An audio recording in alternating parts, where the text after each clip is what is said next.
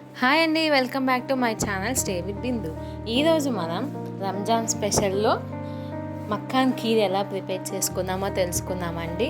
దానికన్నా ముందు నా వీడియోస్ని లైక్ చేయండి, షేర్ చేయండి, సబ్స్క్రైబ్ చేసుకోండి. చాలామంది నా వీడియోస్ చూస్తున్నారు, సో థ్యాంక్స్ ఫర్ ఇట్.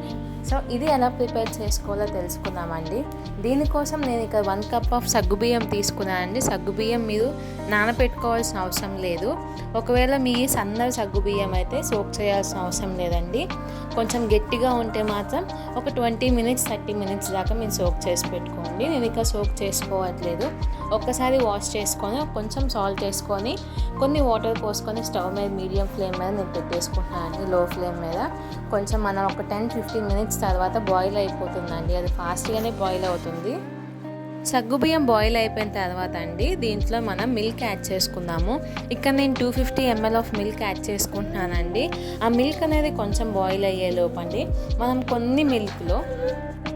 కొంచెం మిల్క్లో అండి కస్టర్డ్ పౌడర్ని 2 స్పూన్స్ దాకా యాడ్ చేసుకొని దాన్ని ఉండలు లేకుండా మనం మిక్స్ చేసి పెట్టుకుందామండి.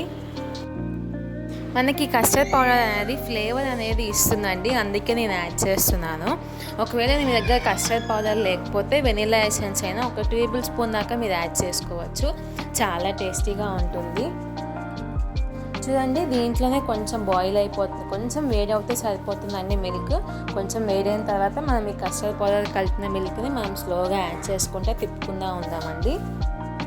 మా దగ్గర కస్టర్డ్ పౌడర్ లేదు, వెనిలా ఎసెన్స్ లేదు అనుకుంటే మీరు సగ్గుబియ్యమే కొంచెం దగ్గరగా ఉడికించుకోండి, కొంచెం గుజ్జు బాగా వచ్చేలాగా. ఈ పాలల్లో అండి మనం ఒక 2 టేబుల్ స్పూన్ దాకా నెయ్యి యాడ్ చేసుకున్నాము. నెయ్యి యాడ్ చేసుకోవటం వల్ల ఇంకా ఫ్లేవర్ మంచిగా ఉంటుందండి. మీరు కూడా ఏమైనా పాయసం కానీ ఖీర్ కానీ ఏమైనా చేసుకుంటున్నట్లయితే దాంట్లో మీరు వాటర్లో కానీ మిల్క్లో కానీ కొంచెం నెయ్యి యాడ్ చేసుకుంటే ఫ్లేవర్ చాలా బాగుంటుందండి. దీంట్లోనే ఒక 2 టేబుల్ స్పూన్ దాకా షుగర్ కూడా యాడ్ చేసుకున్నాను.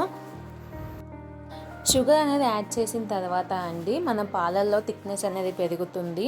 సో ఆ థిక్నెస్ అనేది కొంచెం ఎక్కువ అయిపోయిన తర్వాత దాంట్లో మనం 1 కప్ ఆఫ్ మక్కాన్ని యాడ్ చేసుకుందాము.